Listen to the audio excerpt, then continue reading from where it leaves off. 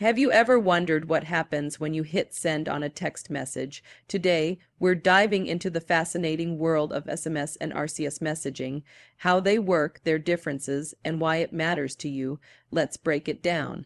First up, SMS or short message service. Introduced in the early 1990s, SMS was a game changer.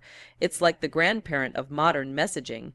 When you type out a text, your phone packages that message into a data packet of 160 characters max and sends it to your carrier's nearest cell tower. From there, the message travels through your carrier's network to the recipient's carrier network and finally to their phone.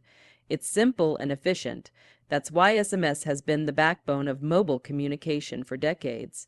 But SMS has its limits. It's just text, no pictures, videos, or fancy features. That's where RCS or rich communication services comes in.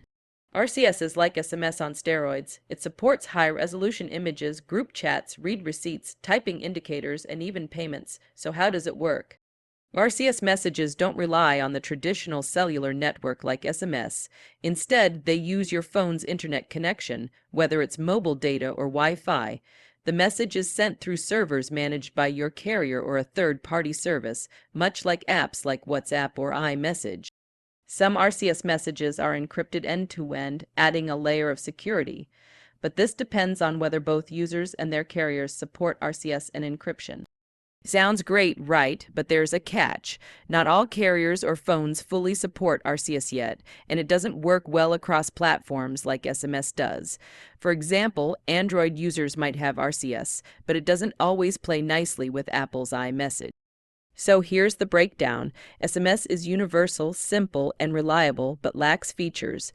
RCS is rich, modern, and secure, but it's still not universally adopted. Whether you're texting an emoji, packed message, or just a quick hi, both SMS and RCS have their place in our lives. The next time you send a message, you'll know a bit more about the tech making it happen.